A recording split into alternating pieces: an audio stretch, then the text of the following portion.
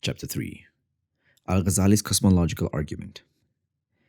The issue of the eternality of the world, or qidum al-alam, is a central Kalam element in discussions on proving God's existence, especially in conjunction with the cosmological argument.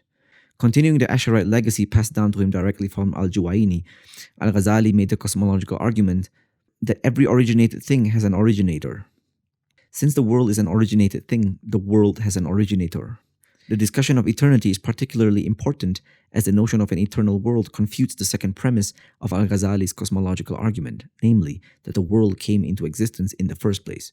If the world need not come into existence, by logical necessity or otherwise, this would entail a serious limitation on the soundness of Al-Ghazali's syllogism. Connected to this is the idea of an infinite regress of causes, time, movements, and bodies. The complex question relating to infinity was debated fiercely by intellectual proponents of almost every age. Al-Ghazali, as we will come to see, exerts much philosophical energy attempting to refute Aristotelian notions of the eternality of the world. Such ideas will be passed down to Al-Farabi, Al-Kindi, and Ibn Sina, who all argued for an impossibility of an infinite regress of causes and the logical necessity of the eternality of the world. Although this essay will not focus on theological matters, important Islamic theology relating to the attributes of God will be referred to when such references affect the logical argument. Volition, which God is seen to exhibit, is important because Al-Ghazali argues that a God with volition ought to be able to select times and places to do whatever he wants. Believing that this is not the case implies that God is compelled to coexist with the external world. In other words, Al-Ghazali sees the eternity premise as one that bereaves God of his will. Al-Ghazali's argument from particularization is linked to his understanding of God's will. Moreover, Al-Ghazali argues that the way we see the world in one way rather than in another, possibly conceivable way is evidence for a specifier or mukhasis. On this point, it is conceivable that the mukhasis can choose a specific time and place for the creation of the world. On this view, God can choose to cause the existence of time, place, and matter through creation. I will begin this essay by outlining some of Al-Ghazali's arguments for the impossibility of eternity, infinity, as well as some of the main objections to these arguments. I will attempt to answer a fundamental question. To what extent is the idea of an eternal world or infinite regress of causes, bodies, movements, or time logically acceptable? With this in mind, another question can be asked. What overall impact does the implications of eternity, infinity have on Al-Ghazali's cosmological argument for God's existence? Al-Ghazali identifies many arguments of the philosophers, and attempts to show the philosophical ineffectuality of such arguments. Firstly, the philosophers believed in a godly emanation that led to the existence of the world. This emanation could be seen to be analogous to the relationship between the sun and its transmitted light. One, the sunlight, always exists with the necessary presence of the other, the sun. This view of emanation was famously elaborated upon by Ibn Sina in his works. Al-Ghazali's counter-argument was to wonder, quote, why God can't postdate the creation of the universe, end quote. Al-Ghazali mentions the following regarding this argument. Quote, the adversary will ask, if it was originated by the origination of Allah, why did it originate now, i.e. at one specific time, and why not before this time? Is it because of the lack of instrument or ability, or objective reason to do so, or natural reason? End quote. Al-Ghazali goes on to further state, quote, the objection is premised on 2 points. The first is to ask, what do you say to the one who says that the world has been originated by a pre-eternal entity which allowed its existence in the time in which it allowed to be, and that nothingness would occur for the time period which it would occur for, end quote. Al-Ghazali proceeds to give the example of a man who wants to postpone a divorce with his wife. The main argument is that creation ex nihilo does not contradict the will of God. Al-Ghazali, like Al-Juwayni and Al-Baqillani before him, attempted to argue God's will through the theory of particularization. Al-Ghazali makes the argument that the existence of possible things in one time rather than another, or one place as opposed to another, is evidence of an external particularizer. For example, an external will decide on movement rather than rest. Physical evidence for this in the cosmos is the existence of temporal things with arbitrary properties, such as height, color, and shape. Such material realities require a voluntary sorting agent. Al-Baqillani, the teacher of the teacher of Al-Ghazali, through whom Al-Ghazali inherited this argument, argued that if the reason for the emergence of things in one way rather than another was due to something inherent within such things, all things consisting of the same properties would emerge at once. The argument from particularization from this perspective could be said to denote both a temporal and quantitative contingency of things that come into existence. An issue with this line of reasoning is that, if understood in conjunction with Al-Ghazali's syllogism mentioned above, a certain kind of circularity is created. That is to say, if one presupposes that God is the only cause for all that exists, and one starts with the premise that every originated thing has an originator, such a premise may be accused of begging the question. In order to avoid such circularity, some concession must be made concerning the initial explicability of causation without direct reference to God. In his book, Enquiry Concerning Human Understanding, David Hume exhibits a similar degree of skepticism to cause and effect. Hume reasons that there is, quote, no argument to convince us that kinds of event that we have often found to be associated in the past will be so in the future. If we reason a priori, anything may appear able to produce anything. The falling of a pebble may, for all we know, extinguish the sun, or the wish of a man may control the planets in their orbits. End quote. As we will come to see, Al-Ghazali, almost preempting Hume's enquiry, asks why, for instance, the orbits are one way rather than another. Al-Baqillani reasonably argued, had the reason been inherent to the physical object in question, all such objects with identical properties would come about at the same time and place, and in the same way. Al-Ghazali makes a series of arguments that aim to show the impossibility of a physical existence of infinity in the cosmos. He does this in many standard ways, including the argument of rotating planets. This argument, put forth before Al-Ghazali's time, questions the real existence of both infinite time and infinite movements. Foreshadowing David Hilbert's hotel paradox, Al-Ghazali specifically chooses cosmological examples that suppose the impossibility of an infinite amount of things in the real world. Al-Ghazali provides a thought experiment of rotating planets in an eternal universe, which takes different times to complete a rotation. Planet A, Al-Ghazali uses the comparison of Saturn and the Sun, may take 1 year to complete a rotation, whilst Planet B may take 30 years. If one were to divide the number of rotation years of Planet A by Planet B, one should expect two mathematical answers. One answer is 1/30th, and the other is infinity. In the physical world, this would constitute a contradiction. The 14th century Jewish philosopher Genocidas puts this another way, saying, quote, if the universe was eternal, the number of lunar eclipses would be infinite, which means that the moon would be in a state of eternal eclipse, end quote. This argument is similar to Aristotle's commentary of Zeno's dichotomy paradox. Such a paradox details running to a halfway point from distance A to B, then the halfway point to that distance ad infinitum. It would be assumed that such a distance cannot be traversed as it is theoretically infinite. From this, Zeno concludes that motion is illusionary and there is no actual movement from one point to another. Aristotle responded by indicating the feasibility of dividing the time taken just as we divide the distances taken to run. In this way, we should have a fractional answer rather than an infinite one. Aristotle then made a distinction between a continuous line and a line made of parts. From this perspective, Al-Ghazali's interrogations on eternality, infinity, ma la nihaya, are, to some extent, consistent with the Aristotelian cosmological themes in that they are based on one main supposition. Representations of infinity in the physical world would entail the contradiction of bigger and smaller infinities. John Philoponus advanced this argument half a millennium before Al-Ghazali, making the point that, quote, whatever is susceptible to greater or lesser is finite, end quote. He summarized his version of the argument in three main ways, all of which were consistent with the Ghazalian conceptions. Philoponus said that the world must have a beginning, since an infinite regress of past events would not be possible. This is because the past would not be completed and the future would not be reached.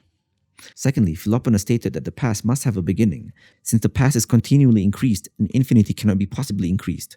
Thirdly, Philoponus stated that, since planets move at different speeds, an infinity would include the absurdity of one's infinity being a multiple of another. It is in this last example that we are reminded of Al-Ghazali, whose example of the rotating planets is almost identical with that of Philoponus. Al-Ghazali's rotating planets argument, while not particularly innovative to the pre-existing medieval discourse, is not easily refutable without outward reference to other phenomena that consider eternality, infinity as logically necessary. Such phenomena include the Aristotelian notion that, quote, everything comes into existence from a substratum, end quote, and the fact that, quote, there can be no before and after without time, end quote. Where Al-Ghazali may have been successful in demonstrating the incongruence of mathematical notions of infinity, physical time, amount of bodies, and movements, there still remained some important questions unanswered by his arguments. Such questions pertain to the initial Aristotelian differentiations, and by later philosophers, between an infinite regress of causes and an eternal universe which existed pre-eternally. Aristotle argued for the eternality of the world on account of the contradiction in the necessary proposition that time would need to be created in time in order for it to come into existence. On this point, the statement before time is itself a contradiction, as one presupposes the latter in order to affirm the former. This conception is based on the Aristotelian assumption that so long as there is movement, there must be time, and there must always have been movement and time. In this way, Aristotle did not conceive of a reality external to that of this universe. John Philoponus makes his argument by saying that time, quote, does not constrain God, whose essence and actuality transcend the universe, end quote. Preempting David Hume's famous white swan example, the Mu'tazilite Abdul al-Jabbar points to the problem of induction and its relation to generalizing a sample group. Foreshadowing Hume, Abd al-Jabbar mentions, perhaps rather crudely, that black men cannot think that all men are black. This line of reasoning, while legitimate in essence, also places some limitation on al-Ghazali's syllogism, which depend on a generalization of demonstrated causes in the cosmologies to conclude that every originated thing has an originator. This prompted Bertrand Russell to famously respond to Copleston in his radio debate, saying, quote, "Every man who exists has a mother, and it seems to me your argument is that therefore the human race must have a mother." End quote. Here, Russell outlined what he saw to be a fallacy of composition in the cosmological argument, the ignorance of the proponent, both theists and atheists, of an eternalist or creation ex nihilo argument for the entirety of instances where all of time can be conceived either in or out of the universe, makes the problem of induction an ever-persistent consideration for all. In this way, the problem of induction and the claim to a fallacy of composition can only be finally made when perfect knowledge of the whole is acquired. The Aristotelian proposition of, quote, "everything comes into existence from a substratum," end quote, and, quote, "there can be no before and after without time," end quote, are as cosmologically valid as the Ghazalian proposition that, quote, "every originated thing has an originator," end quote. Al-Ghazali would have had no reason metaphysically in order to break this philosophical deadlock, and he seems to do this with an argument that is original and potentially undercutting. Like Aristotle, both Ibn Sina and Al-Farabi believed that the world was eternal. They viewed an infinite regress of causes as impossible. Ibn Sina and Al-Farabi both believed that in order for infinity to be impossible, two conditions must be fulfilled. The objects in question must exist together at the same time, and they must be arranged in order. In response to this, Al-Ghazali writes, "Even if we admit that our attempt to establish that the argument from correspondence is annulled by the philosopher's acceptance of successive temporal events that have no beginning has been obviated, the argument from correspondence can nevertheless be annulled for the philosophers by their doctrine of human souls. For despite being, according to them, infinite in number, human souls are coexistent, since, as they claim, they endure eternally after the corruption of the body." End quote. In this way, it would seem that Al-Ghazali had undercut his philosophical rivals by providing them with the two conditions required in order to make a case for infinity. The 15th century Ottoman scholar Khojazada responded to Al-Ghazali with the following objection. Quote, "This argument from human souls, too, failed to annul the argument from correspondence for the philosophers. For since there is no order whatsoever with respect to either position, wad, or nature, tab, among human souls, the aforementioned demonstration from correspondence will not apply to them. For it will not follow from the correspondence between the first soul from the first of two sets of souls and the first soul from the second set of souls, that the second soul from the first set will correspond to the second soul from the second set, the third from the first set will correspond to the third from the second set, and so forth, until the correspondence is set out fully, unless, perhaps, if the mind considers each individual soul from the first set and treats it as corresponding to an individual soul from the second set. The mind, however, is incapable of perceiving infinite things, individually, whether concurrently or within a finite period of time, for the method of correspondence to become possible and for Al-Ghazali's reductio ad absurdum to work. Rather, the method of correspondence becomes inapplicable as soon as it ceases to take its cue from both the imagination and reason." End quote. Al-Ghazali, anticipating this form of interrogation, makes the following point of importance. Quote, "The positional order among human souls follows from the order of the moments of time in which they come into being, while the natural order among human souls follows from the fact that the existence of a child's soul presupposes the existence of his body, which in turn presupposes the soul of the parent, which generates the matter of the child's body." End quote. To this, Khojazada adds, "Hence, it is not possible to conceive of all souls as being ordered in succession simply on account of the successive order of the points in time in which they come into being. Some souls may indeed be ordered in chronological succession such as the souls of Zaid and his forefathers ad infinitum. However, with respect to their being related to the moments of their coming into being, they do not coexist, since it is inconceivable for those moments to coexist, and without them they cannot be ordered chronologically. End quote. This argument seems wholly unsatisfactory, as it only served to prove the point Al-Ghazali set out to make in the first instance, that the philosophers are inconsistent with their treatment of one infinity, the conceivable infinite amount of human souls, and the infinite time that the world has been in existence pre-eternally. But where this argument successfully points out the inconsistencies of the philosophers, it acts as a philosophical double-edged sword for Al-Ghazali. This is because it undermines his earlier arguments that indicate to the impossibility of an infinite amount of things in a pre-eternal way. If the existence of an infinite amount of immortal souls post-eternally is conceivable through God's will, then the pre-existence of an infinite number of time or bodies pre-eternally should also be conceivable if connected to God's will. It is perhaps at this philosophical juncture that Ibn Taymiyyah's work become of great importance. In The Rejection of Conflict Between Reason and Revelation, written in response to Fakhr al-Din al-Razi, who had an identical position to Al-Ghazali on infinity, Ibn Taymiyyah writes, quote, that he, i.e. Al-Razi, says, if the originated thing was pre-eternal, then the regression of originated things would have stopped at a pre-eternal non-originated entity. We say we do not submit to this, since the pre-eternal entity could have been coextensive with originated things, which also have no beginning. End quote. Ibn Taymiyyah proceeds to claim that there is nothing in the Quran which explicitly details creation ex nihilo. This, of course, is a theological area of research which may be subject of another paper. The point worthy of note is that, just as Al-Ghazali, Al-Razi and others were able to identify the problematic nature of the falasifa believing in a post-eternities, say in the inconceivability infinite amount of human souls on the one hand, while rejecting the logical possibility of a pre-eternity of bodies or movements. So too does Al-Ghazali believe in the impossibility of an infinite regress of time, bodies or movement, which may not be coextensive with the pre-eternal God. To this end, it is unclear why Al-Ghazali did not view it logically possible for God to have chosen to continue creating pre-eternally into the past through his will. We have been able to analyze a few of Al-Ghazali's main arguments and have seen that some were recovered from Aristotelian tradition, while others, as Ibn Rushd highlights, were not in line with such traditions. A third category of arguments were intended to undermine the Aristotelian positions.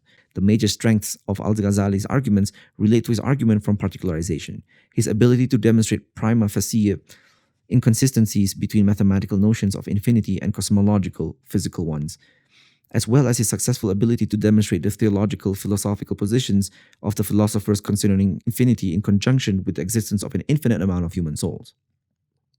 The main limitation of his arguments relates to his indecision to refute a pre-eternal infinite number of bodies, movements, or time if such things are directly connected to God's will. Al-Ghazali would have been able to make an argument against this infinite regress of coextensive bodies which have been created by God by reasoning that it would bereave God of his will if such bodies are the direct product of God's will. In this way, Al-Ghazali's insistence on creation ex nihilo as the only logical possibility could be said to be questionable. Despite Hume and Russell's assertions that causality itself is questionable as it relates to the universe, this notion cannot be ruled out. Perhaps if causality were reasoned metaphysically, one may bypass the above-mentioned problem of induction. Perhaps if Al-Ghazali, like Maimonides and Ibn Tufayl, was able to argue the existence of God from two parallel tracks, he may have left less room for doubt.